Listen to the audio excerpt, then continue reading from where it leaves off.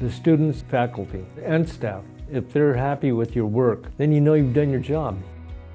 This March 2019 is when management informed us that they were going to do away with the graveyard shift. We felt that that wasn't right. Emotionally, it would hurt with the effect of people changing their schedules, affecting especially their children. And the night shift is the only shift that we can properly clean the daycare and the gym. And so it was pretty critical that we keep the shift. Got into this work to help maintain public safety. I'm able to help supervise people that were placed on community custody. And by doing so, I'm able to help them get going in the right direction.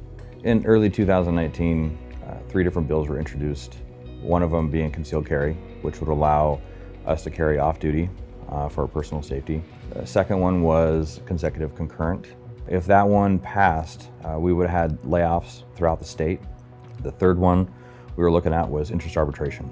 This would allow us to take any issues we have with management from the bargaining table, and we could bring in a third-party arbiter.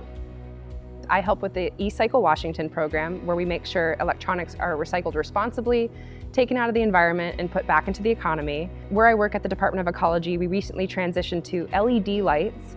And at first we were really excited because of the environmental friendliness component. However, we started noticing many folks were getting headaches in addition to eye strain, and we couldn't focus on our work. We did approach management about that, and they did respond with saying we needed a doctor's note to adjust the lights individually, which we found was absolutely ridiculous. So we decided to take matters into our own hands. I take the residents of where I work, Western State Hospital, to and from appointments within the hospital and outside the hospital. It's my form of giving back service to people in need.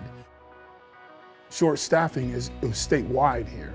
When we don't have the staffing, there are burnout from mandatory overtime. There are a lot of assaults. One of the worst things to do is to see an ambulance come to take one of my staff members.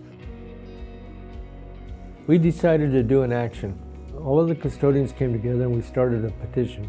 We took our petition to the community, faculty, and students. We ended up getting more than 200 signatures. We delivered our petition to the Bellevue president, and he wouldn't change his mind. And that's when we decided we needed to take it to the board of directors. The first step we took was to build a team that traveled throughout the state, met with members, and we explained to them the importance of contacting the legislators, and make our issues known to them. Throughout early 2019, we met with legislators, we sent letters, we contacted them via email, made phone calls, met with them on a one-on-one basis. We got coordinated. We made a dual-sided sign for our cubicles, and the signs were a cohesive way to show our voice. I do believe with the signage that management saw that we needed to be taken seriously, and this issue is being felt across the building.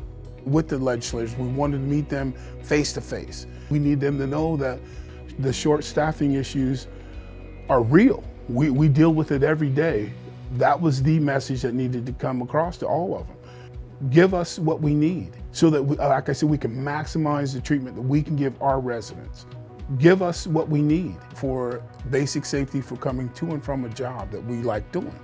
In the 11th hour, we got a call that they had changed their mind and they weren't going to change the shift. I was elated. It was one of our best moments as a bargaining unit here at the college. The outcome was that we were able to defeat consecutive concurrent. We won concealed carry, and we also won interest arbitration. We had a survey come from management, and the outcome from that survey was that lights would be dimmed 25% to 75% of the original lighting level, in addition to not needing a doctor's note. I would definitely say that's a win. We made some progress. They opened up the purse a little bit, I'll say, but we need more. We still have a long road to go, but standing together, I believe we can get it done. Solidarity makes all the difference. When we stand up and speak together, legislators have to listen. Without the voice of the union, it's just too easy for your voice to be silenced. When we stand together, when this union stands together, this council stands together, this local stands together, when we stand together, the future is ours.